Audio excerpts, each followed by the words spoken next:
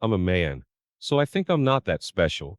Therefore, I just do the work regardless of how I feel. And to make matters worse, I swallow my emotions. However, I think my case is genuinely special, so I want you guys to listen and let me know what you think. Your help will be highly appreciated. Here's my story. They say that time heals everything.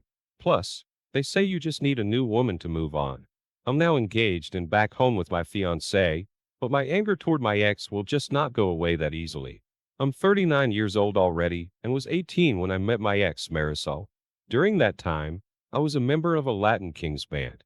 I had been in that gang for 5 years and always found myself in and out of trouble. Thankfully, Marisol helped me change for the good. She was a church girl, so she was the complete opposite of what I was. We were like night and day. Somehow I thought we would complement each other. You understand why I was wrong.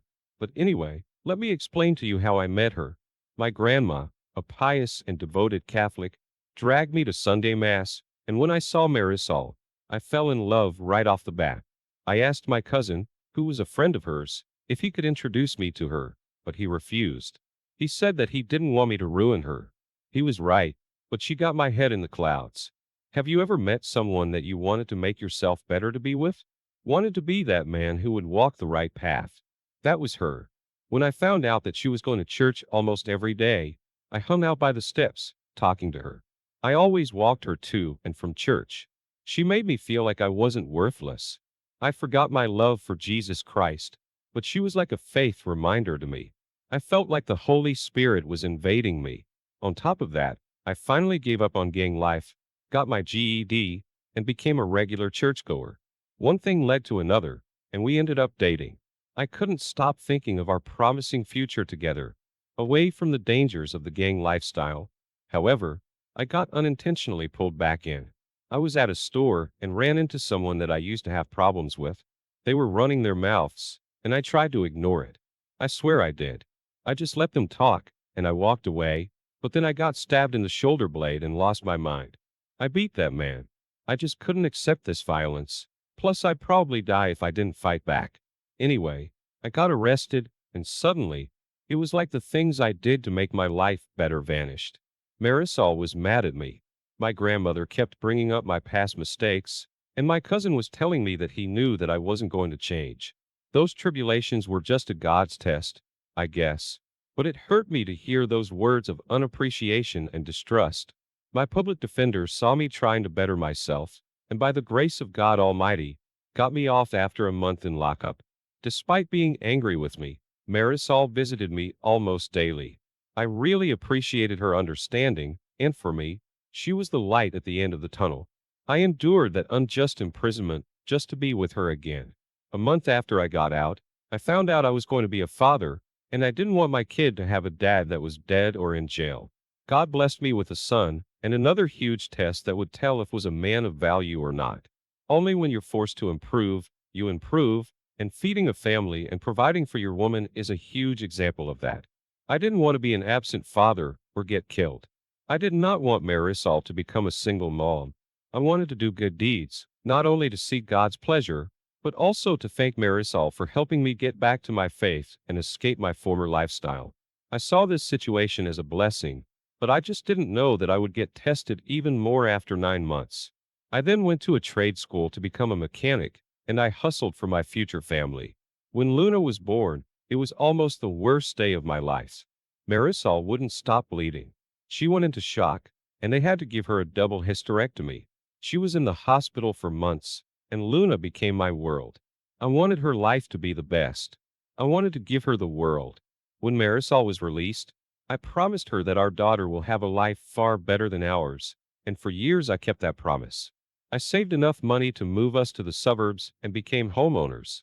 I made sure Luna went to private school, knew how to defend herself, and always made sure I was the perfect husband. I didn't know my parents.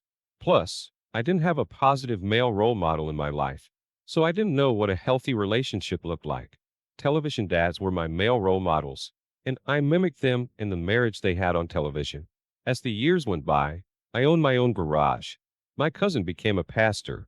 My grandmother was still a pain in my neck. My relationship with my wife was stronger than ever, and I made sure I kept my prison body, But Luna hated me. Since she turned 13, she just started hating me. She didn't want me to hug her, rolled her eyes every time I told her I loved her, ignored me when I asked her about her day in school. It hurt me, and Marisol saw it. She told me that she was a teenager and that I should just let it ride. She will come back to me. For 2 years, it was like that. So for her quinceanera, I wanted to go all out, got everything she wanted, and she was still disrespectful. Briefly, the old me almost came out just to put her in her place. But instead, I went to my cousin, vented my frustration and doubts about being a good father, and he told me to just let her be, and he said a prayer for me. I wanted a slideshow for the father-daughter dance. I got a chunk of the pictures of us together, but I realized I didn't have any recent pictures of us. She didn't want to take any. The last time I had pictures of her and me smiling with me was on her 13th birthday, and those were on my daughter's broken tablet. I took that tablet, went to a repair shop, and I didn't care about the cost. I needed that tablet fixed, after a day and $300. The tech fixed it, and I was happy. I knew her passcode, but I never bothered invading her privacy. I just wanted those pictures, and when I opened that tablet and looked in the gallery, there they were, my little girl smiling and happy to be with me. I felt great. Then the instant messages appeared. It was my daughter talking to my wife. It was a long banter that she didn't want me to dance with her, and it did hurt. But as my wife said, she's being a teenager. Then she said something that destroyed me. She asked why she had to do the father-daughter dance with me, since I'm not her father. I felt my heart stop, got dizzy, my mouth dried up, and I needed to sit down. My wife responded that I raised her, I loved her, and that makes me her father. But Luna responded by saying that my cousin is her father, and she can't wait for her to turn 18, so she could tell me the truth, and she could live with her real dad. That she hated me, that she thanked God that I'm not her father. Marisol began cursing her out, saying that it was a mistake for my cousin to tell her the truth 2 years ago, and the more they talked, the angrier I got. My wife lied to me for 15 years.